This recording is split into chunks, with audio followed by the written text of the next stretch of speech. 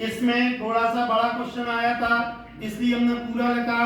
बाकी 2025 में और 24 में आपका डायगोनल वाला क्वेश्चन दिया केवल, तो इसमें लिखा था find the model matrix B. हमें मॉडल मैट्रिक्स बी तैयार करना है करस्पॉन्डिंग मैट्रिक्स है ए के द्वारा। फिर वो कह रहा वेरीफाई करना है B inverse A B is a diagonal matrix. तो आपका क्वेश्चन था सबसे पहले हमारे पास ए मैट्रिक्स है, तो इससे हम a minus lambda I equal 0 solve करने जा रहे हैं। तो डायगोनल में से हमने लेमडा को माइनस कर दिया, हमने क्रॉस मल्टीप्लाई किया तो आपकी इक्वेशन बनी, इसको हमने सॉल्व कर दिया। ये तो सभी बच्चों को आता है।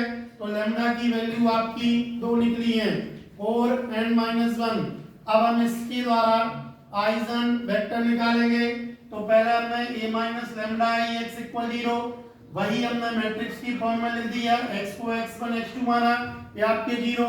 अब सबसे पहले 4 पर हमने चेक किया, फिर हमने 1 पर चेक किया।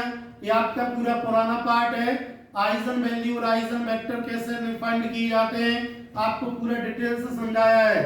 अब हम करने जा रहे हैं मॉडल मैट्रिक्स। तो क्या है इसका रूल कि बेटा जो आइजन वेक्टर हैं उन्हीं को मैट्रिक्स में लिख दो, वही आपका मॉडल मैट्रिक्स बन जाता है। तो हमने बी तैयार करना है। तो आपका 4 वाले के क्या थे 2 और 3 और -1 वाले के -1। तो हमारा आधा आंसर आ गया। अब वो कह रहा है कि वेरीफाई करिए B inverse A B is a diagonal matrix. तो हमारे पास ए है बी है लेकिन बी इनवर्स नहीं है। तो हम जानते हैं कि बी इनवर्स फाइंड करने का फॉर्मूला होता है एडजॉइंट बी अपॉन मोड में बी। तो सबसे पहले बेटा आप लोग मोड बी निकालना, क्यों? क्योंकि जब इसका डिटरमिनेंट एक नॉन सिंगुलर आना चाहिए तभी उसका इनवर्स निकलता है, अगर 0 आया तो उसका इनवर्स नहीं निकलता। इसलिए पहले हमने मोड बी निकाल दिया, क्रॉस मल्टीप्लाई किया तो 5। अब हम बी इनवर्स निकाल रहे हैं, एडजॉइंट ए बी की वैल्यू और मोड बी 5। तो हमने 1/5। अब 2/2 में एडजॉइंट कैसे निकाला जाता है कि जो डायगोनल वाले हैं उनका प्लेस चेंज कर दो। तो जैसे यहाँ पर 2 था तो यहाँ 1 कर दिया, ये 1 था तो 2 कर दिया, और नॉन डायगोनल वाले के साइन चेंज कर दो। ये 1 माइनस का था तो प्लस हो गया, ये प्लस का था तो माइनस हो गया, तो हमें बी इनवर्स बी मिल गया। अब हम वेरीफाई करने जा रहे हैं बी इनवर्स ए बी। तो पहले बी इनवर्स की वैल्यू पुट की, फिर ए की वैल्यू, फिर बी की वैल्यू, ये नंबर सेम। अब हम मल्टीप्लाई कर रहे हैं।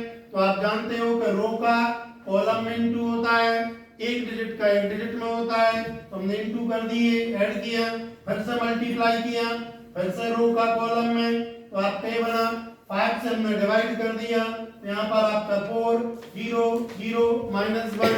हमने देखा यही हमें प्रूव करना था। वो कह रहा था कि B inverse A B is a diagonal matrix, diagonal matrix आ जाना चाहिए। और एक आपको पहचान बता दी कि जो आइजन वैल्यू निकलती है वो ही यहाँ पर डायगोनल के फॉर्म में आ जाते हैं। तो हमारा ये आंसर हो गया। अब 3/3 का जब आपका क्वेश्चन आएगा तो आप इसी तरीके से एडजॉइंट निकालोगे, सारे एलिमेंट्स के पहले कोफैक्टर निकाल लेना, फिर हम जानते हैं प्लस माइनस प्लस उसके अकॉर्डिंग जमा देना, और उसका ट्रांसपोज कर देना, मतलब रो को कॉलम में, कॉलम को रो में, तो आपका एडजॉइंट बन जाएगा। पूरी सेम टू सेम मेथड है आपकी, और 1001% पेपर में जरूर आना है। आपके बेटा 6 टॉपिक हैं और एक क्वेश्चन आपका हर साल पूछा गया है, ठीक है।